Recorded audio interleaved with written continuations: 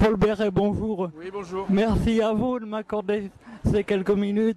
Comment est né ce rassemblement?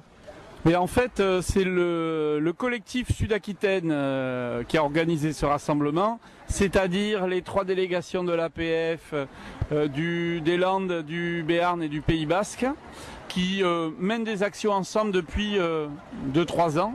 Et on a décidé l'année dernière de mener des actions régulièrement sur tous les sujets qui nous concernent. Donc on a fait le 29 mars à Mont-de-Marsan. Et on avait dit donc 6 mois plus tard, on ferait une manif à Bayonne. Il y en aura une aussi à Pau et celle de Bayonne a été décidée sur le thème de la compensation du handicap. Alors, vous pouvez définir un petit peu pour les gens qui nous suivent ce qu'est la compensation du handicap? Ouais.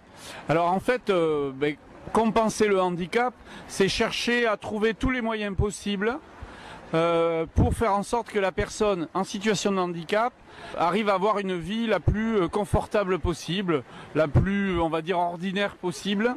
Alors ça va, concrètement, on parle des auxiliaires de vie, ça peut être le matériel, ça peut être l'aménagement du véhicule, ça peut être tout ce qui va être aménagement du domicile aussi, et après l'accès à l'emploi aussi, l'accès au transport. L'accès à la ville en général. Donc tout ce qui va permettre à la personne d'avoir un moyen qui lui permet d'accéder à tout, comme une personne valide qui n'est pas confrontée au handicap. Je voudrais revenir un instant sur la naissance de ce collectif Sud-Aquitaine. Je crois qu'il est né en 2012 pour une loi qui était votée en 2005. Ouais. Comment expliquez-vous ce décalage dans la création de ce collectif? L'APF elle a des délégations dans tous les départements. On mène pas forcément nos actions ensemble. C'est relativement cloisonné, on va dire. Alors, je vais mettre des guillemets à cloisonner, mais c'est souvent comme ça, c'est-à-dire qu'on agit chacun sur son territoire et sans forcément chercher à avoir une cohérence avec le territoire voisin.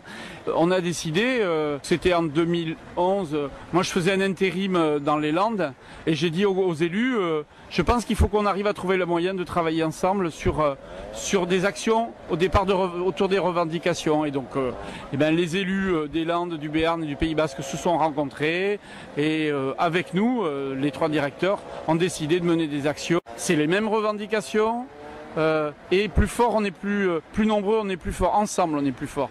Donc on a décidé de mener les choses comme ça et ça fonctionne. De toute façon, comme on a pu le faire pour le collectif aussi en 1064, qui regroupe des associations, 9 associations sur le champ du handicap dans les Pyrénées-Atlantiques, on a compris qu'en étant ensemble on est plus fort, plus crédible, plus entendu.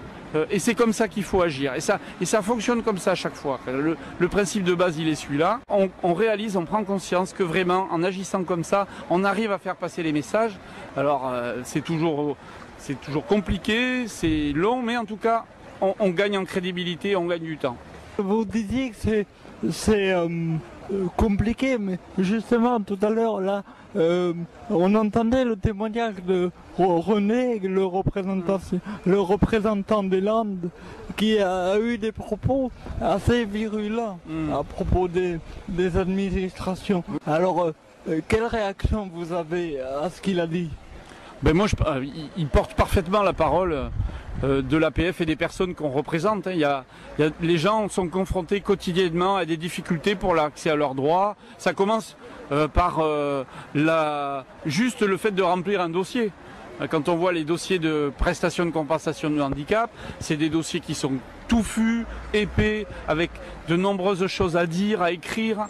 Les gens qui sont confrontés à ça ne sont pas forcément prêts à le faire et pas souvent accompagnés pour le faire non plus.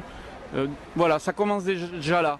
Et après, dans la démarche d'obtention du droit à partir du dépôt du dossier, c'est toujours long.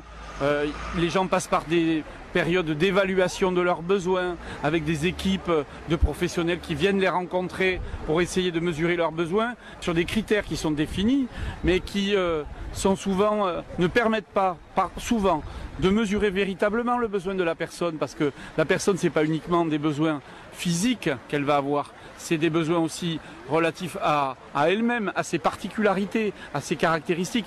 Personne handicapée, ça ne veut pas dire qu'on est tous pareils. C'est une caractéristique. Et après, chacun a son rythme, chacun a ses envies, ses goûts.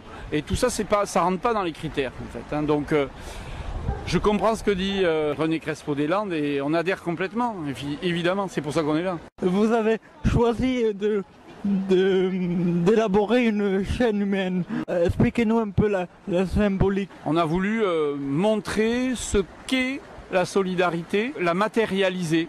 C'est-à-dire les populations handies, valides, quelles que soient leurs caractéristiques, qui se tiennent la main pour dire qu'on vit ensemble dans une société et qu'on ne peut pas être les uns sans les autres, que chacun a apporté quelque chose aux autres et que c'est comme ça qu'ensemble on peut faire fonctionner une société et que tout le monde y trouve son compte. Eh bien merci Jean-Paul d'avoir répondu à mes questions et bon courage pour la suite. Merci.